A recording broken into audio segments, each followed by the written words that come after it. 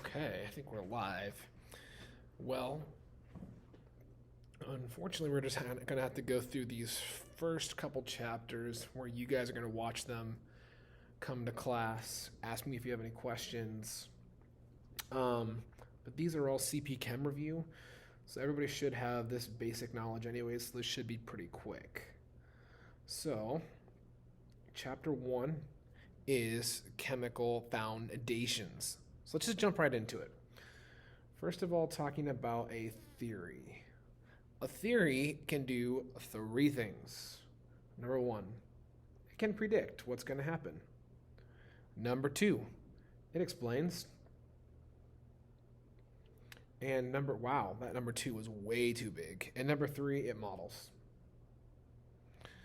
The thing about a theory is theories are never proven. And a lot of the times they don't need to be anyways. An example would be like the theory of gravity. We know gravity works. Gravity's going to pull you down every time, but you just can't really see gravity, I guess. A law is proven. A law is proven. And how would you prove a law? Well, hopefully you're thinking, you probably started almost every science class you've taken in your high school career with this. A law is proven with the scientific method. The scientific method is the only way to prove something. Steps in the scientific method. This is the basic steps. Step one, observe. You have to observe to see what is the problem. What are you trying to figure out? After you observe, step two, hypothesis. Form a hypothesis. Step three is experiment. So actually do the experiment, and one of the things I love about this class is it is all lab-based. Step four is repeat. And step five is conclusion. And then usually it's like repeat again. So you're repeating this experiment many, many times, form a conclusion, and then other people have to be able to repeat this. So, theory, never proven. Law is proven. How is it proven? By the scientific method. Okay. The other thing that you've probably done in every single science class to start out is the metric system. And I'm just hitting this quick because I want to make sure you guys got it. So on your paper, you can make 1, 2, 3, 4, 5, 6, 7, 8, 9 big lines. So I'm going to do it like this. 1, 2, 3, 4. I'm trying to do this even. 5, 6, 7, 8, 9. And we're going to start at 1, 2, 3, 4. At the fifth line, I'm going to label this 10 to the 0. 10 to the 0 is obviously 1, which is going to be our base units. Liters, meters, grams. Freshman year, you probably learned 10 to the third is kilo. You probably learned 10 to the negative third is milli. And then we have the smaller ones in between. We know 10 to the negative 1 is deci. We know 10 to the negative second is centi. We know 10 to the first is deca. This is in between. And 10 to the second is hecto. So you could have a hectogram, a deca. Ooh, let me zoom in a little bit. Hard to see a little bit there. A decameter, a deciliter, a centimeter. Now, that's usually where we stop freshman year with this, but we need to go bigger and smaller. 10 to the 6 is mega, usually symbolized by a capital M. 10 to the 9th is giga. So now we're getting into megabytes, gigabytes. And then usually the largest number you'll see when you're talking about computers, really large things, is tera. So tera is 10 to the 12th. Sorry, this got a little cramped in here. Just to review, 10 to the 0 is 1 base. 10 to the negative 1 is centi or deci.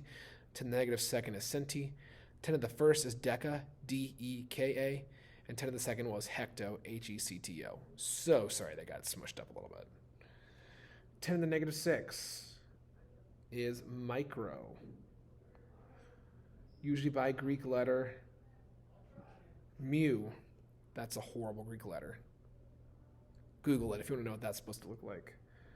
10 to the negative 9th is nano. So now getting into nanobytes, really small stuff, nanobytes. And then 10 to the negative 12th is pico. 10 to the negative 12th is pico. So you guys probably learned King Henry died by drinking chocolate milk, or King Henry's daughters, Millie, Lily, Gilly, drank chocolate milk. The way I like to remember it now is, thank goodness Mr. King Henry died by drinking chocolate milk. All right? Drinking chocolate milk. At, I put like an at here, mid for micro, night for nano, peacefully. At midnight, peacefully. So once again, thank goodness Mr. King Henry. Thank goodness Mr. King Henry died by drinking chocolate milk at midnight peacefully. I don't know why we're thankful that he died by drinking chocolate milk. I guess he was just really lactose intolerant. But yeah. Anyways, standard for length. Standard for length, if you had me freshman year, I made a big box and I showed you like a cubic decimeter. Standard for length is 1 meter. And after I made the cubic meter, which was too big, I showed you the standard volume is actually 1 meter cubed. 1 meter cubed. We divided it into 10, made decimeters cubed, and all that good stuff.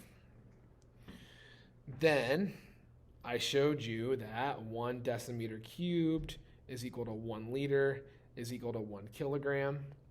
This is a really important conversion here, which is 1,000 centimeters cubed, which is a decimeter cubed, which is equal to 1,000 milliliters, which is equal to 1,000 grams, which means, divide those all by 1,000, 1 milliliter is equal to 1 centimeter cubed is equal to 1 gram. This is a really, really important conversion. We're going to use a bunch this year to convert from one unit to another, to go from mass to volume, or from mass to cubic volume, or volume to mass. That's really important, so I'd star that in your notes. Okay, this is just chemical foundations. So this is the basics. Remember, the nice thing is you can pause this at any time if I'm going too fast. We're not going to spend a ton of time on this. The next thing you should have learned would have been sig digs. My sig dig rules are the following. So I'm going to just write out my 3 sig dig rules, and then I'll give you a couple examples. And these are mine. I made these up. So these are Heller originals. Well, I mean, the sig dig rules are not made up by me, but the way I explain them are made up by me. So I'm going to copyright these. Number 1, all numbers. All right, all numbers greater than 1 without a decimal. All numbers greater than 1 without a decimal, comma, so that's my setup.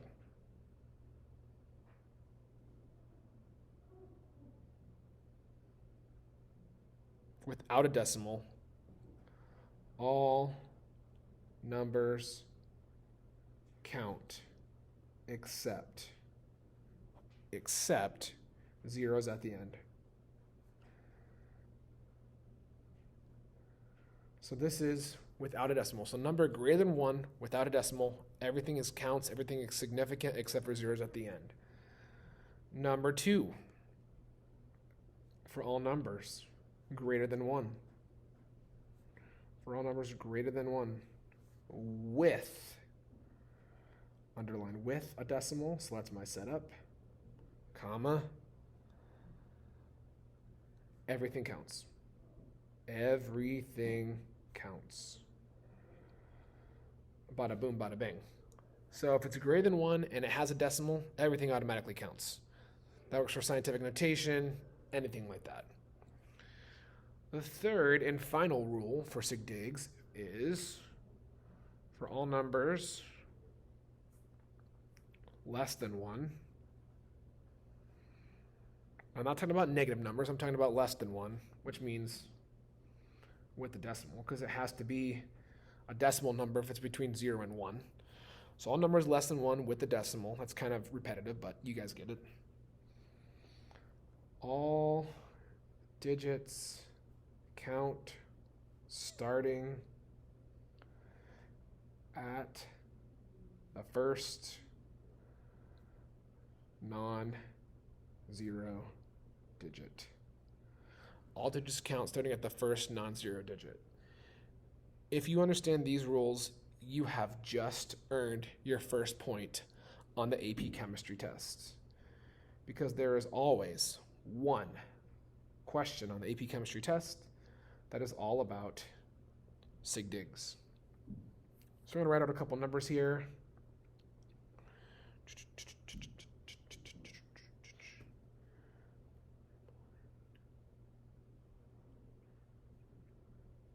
So I wrote up 4 numbers here, and you guys can pause and write those down.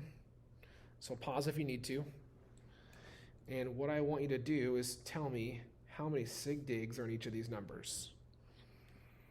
So pause the video if you need to, and you can do that. Okay, 90 meters. First thing I want to figure out is which rule is this? It's greater than 1 without a decimal, so all numbers count except zeros at the end. So 1 sig dig, because this 0 at the end does not count. So there's 1 significant digit in 90. This second number, this is a number greater than 1 with a decimal. So everything counts. 1, 2. 2 sig digs. Here's 1 less than 1. All digits count starting at the first non-zero digit. So 0, 0, 0, 0, 0, 0, 1, 2. 2 sig digs. And then this one is greater than 1 with the decimal. All numbers greater than 1 with the decimal, everything counts. So 2 sig digs. So the cool thing about my sig dig rules are they work with scientific notation as well. Okay, what are we going to do with these? I will tell you in a second, but I just want to show you the nuts and bolts first. So when multiplying or dividing, use the least amount of sig digs available. So let me give an example. In CP Chem, you should have done Q equals SMAT. This is specific heat.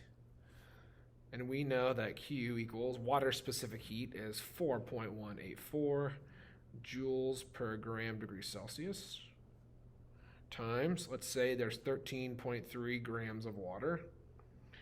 And the change in temperature, let's make that 0.14 degrees Celsius. So, other thing you need to know about sig digs is that constants do not count in sig digs because we didn't measure them. Sig digs are all about measuring. So we need to look at these two numbers. I have 3 sig digs in this number, greater than 1 with a decimal, everything counts. I have 2 sig digs in this number because it's less than 1. There's no non-zero digits, so 2 sig digs. So because I have 2 sig digs here, I'm going to have 2 sig digs in my answer. That's how I'm going to round it. So, using my calculator, I'm going to type that in, 4.184 times 13.3 times 0.14.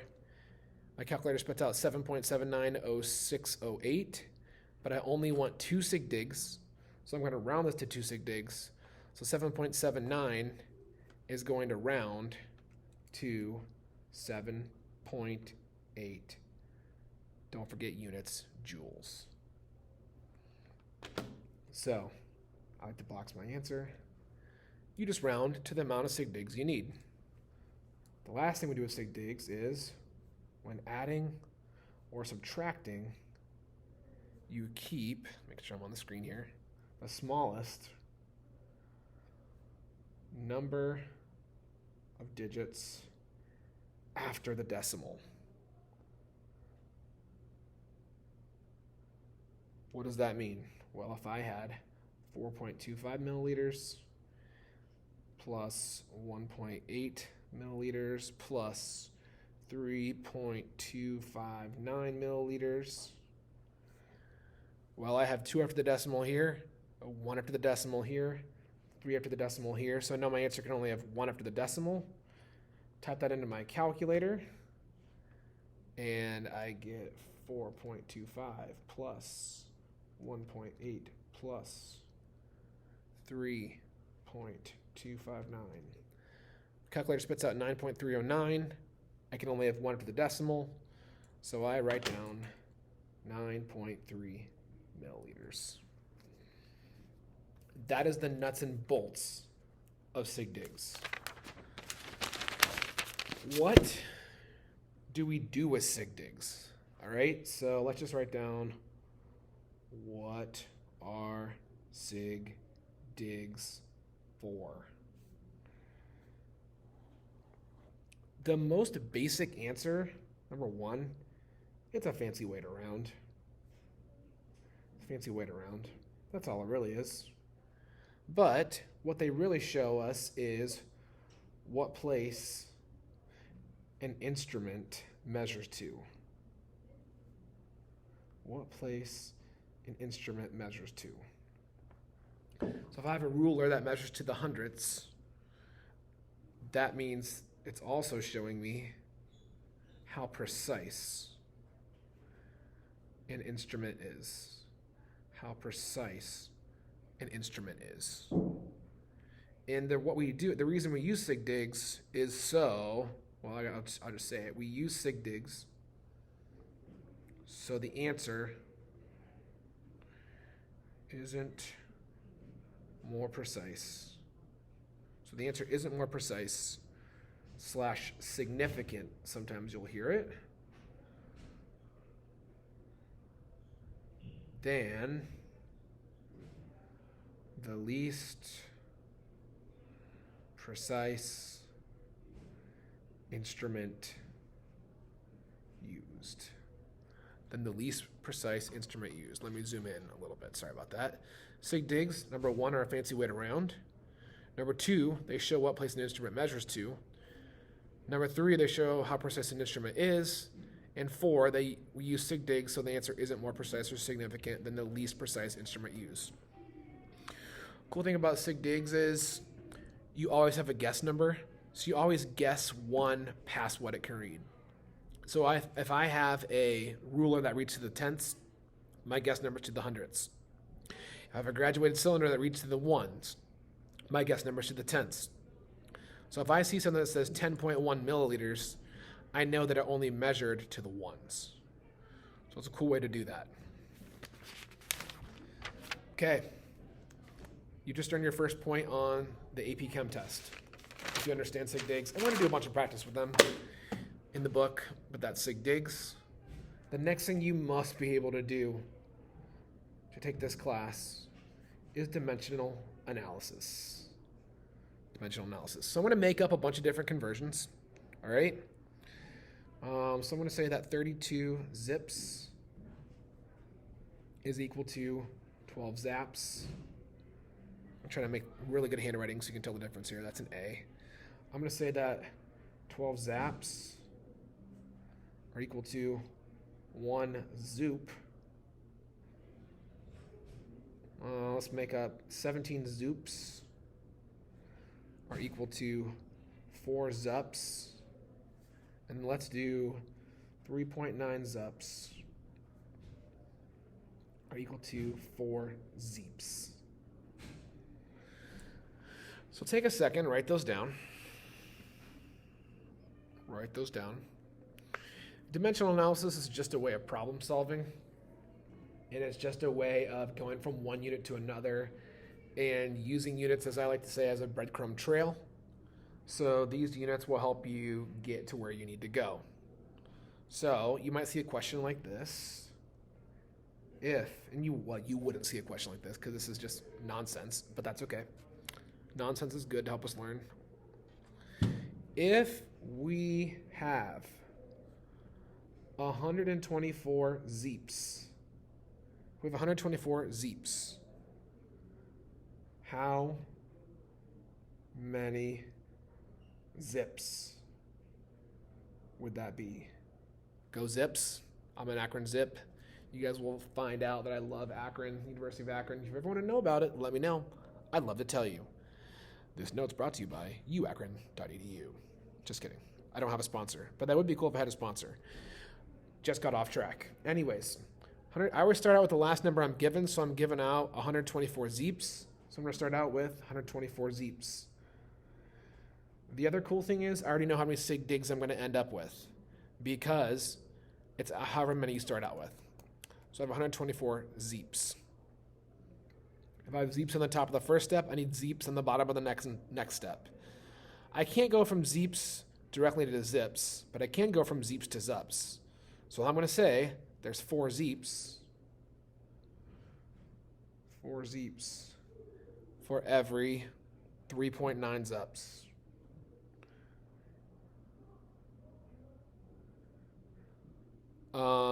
And I can't go from zups to zips, but I can go from zups to zoops. So if I have zups on the top of this step, I have to go zups on the bottom of the next step. So 4 zups is equal to 17 zoops.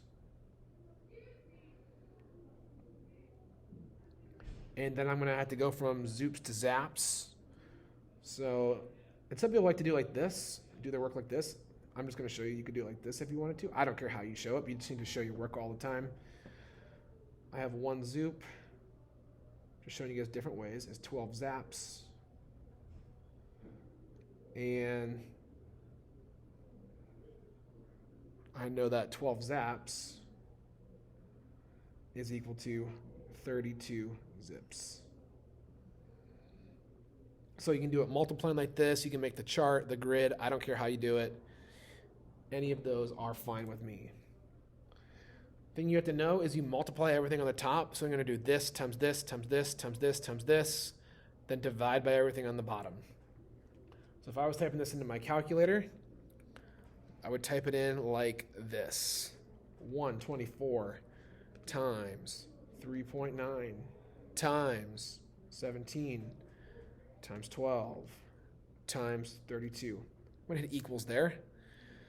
Divided by, I'll do parentheses, 4 times 4 times 12. I don't need to put the 1 there because we know it's not going to do anything. Hit equals again. That gives me 16,442, but I only need 3 sig digs. So I'm going to round this to 16,400 zips. Or scientific notation, 1.64 times 10 to the 1, 2, 3, 4 zips. Either one would be okay for an answer. Let me zoom out a little bit so you can see that. There we go. So, once again, sig digs are a fancy way of rounding. Okay. What about a real life example? Let's say I ran 5.0 kilometers. This is like cross country. In 20.05 minutes. I would be ecstatic about that time. I can't run that fast, but that's okay. And I want to know how many miles per hour would that be. So here's how I do it. First thing I would do would say that for every 1 kilometer, because if I have kilometers on the top, I have to have kilometers on the bottom of the next step. By the way, units cancel, cancel, cancel, cancel. Top cancels, leaving me zips. So that shows you all your units cancel out. You don't have to show that. I was just kind of showing you. I know that 1 kilometer is 1,000 meters. I know that 1 meter is 100 centimeters. And then my key conversion in chemistry and science is that there is 2.54 centimeters in 1 inch. 2.54 centimeters in 1 inch. This is our gateway from metric to standard. We always go from centimeters to inches. There is 12 inches in 1 foot, and there is 5,280 feet in 1 mile. My kilometers are canceled, meters are canceled, centimeters are canceled, inches are canceled, feet are canceled. Leave me miles per minute, but I want miles over hour. So now I have 20 minutes on the bottom here. So I'm going to say that there are 60 minutes in 1 hour. Minutes will cancel out, leaving me hours. And now, once again, multiply everything on the top, divide by everything on the bottom. I had 3 sig digs, 4 sig digs, so I'm going to go with my 3 sig digs at the end.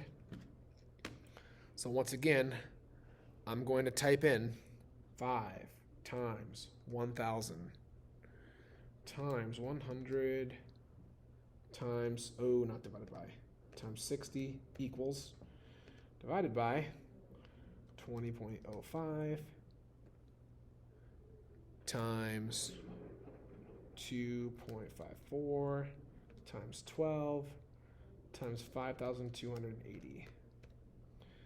My calculator spits out 92.9. That does not seem right. Oh, that's because I did 528. That should have been 5,280, which means I'm 1 decimal to the right. So it should be 9.29. So divided by 10. There we go. Should be 9.29. I only need 3 sig digs, so that's going to round to 9.30 miles per hour. 9.30 miles per hour. So there's an example. Let's do one more example. Let's talk about light. Light travels at 3.00 times 10 to the 8th meters per second. It's super fast. And we are, I don't know if anybody can remember this off the top of your head. I always remember this from Who Wants to Be a Millionaire, because the first person, I don't know if you guys have heard of this show, it makes me sound really old, but that's okay.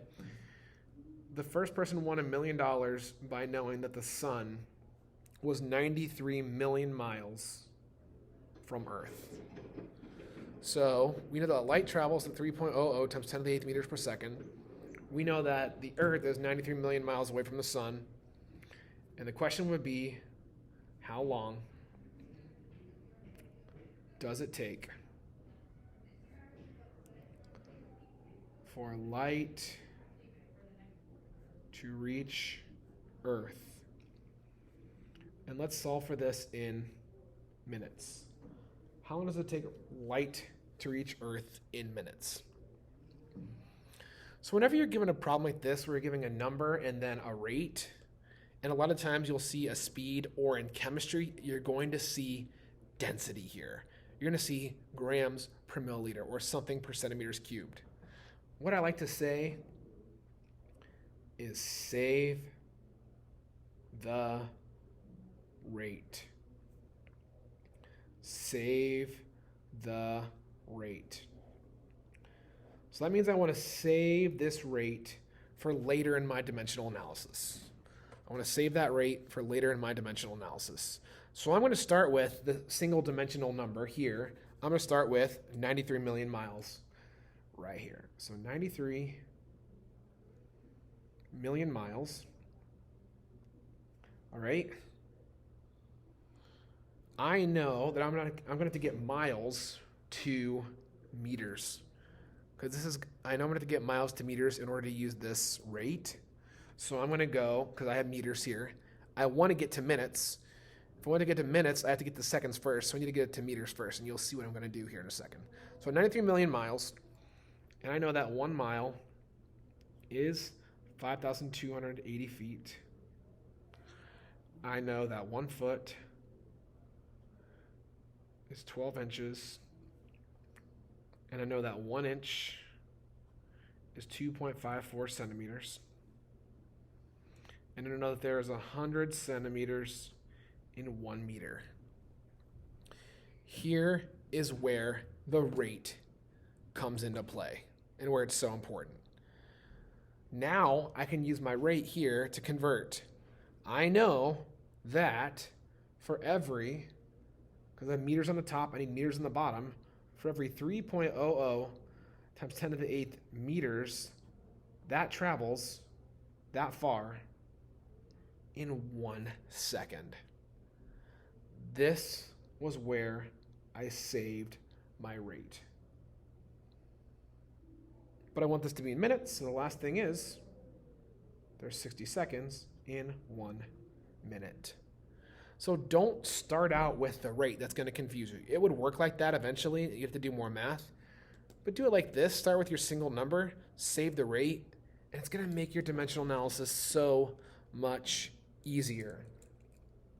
Once again, multiply by everything on the top, divide by everything on the bottom.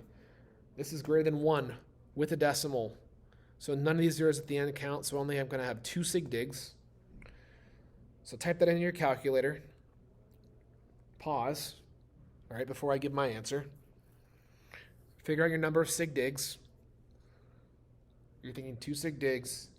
And after you multiply this times this times this times this, divided by 100 times 3.00 times 60, you should end up with 8.3 minutes.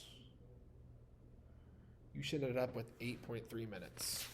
So if the sun goes out in the snap of a finger, we would not know till 8.3 minutes later.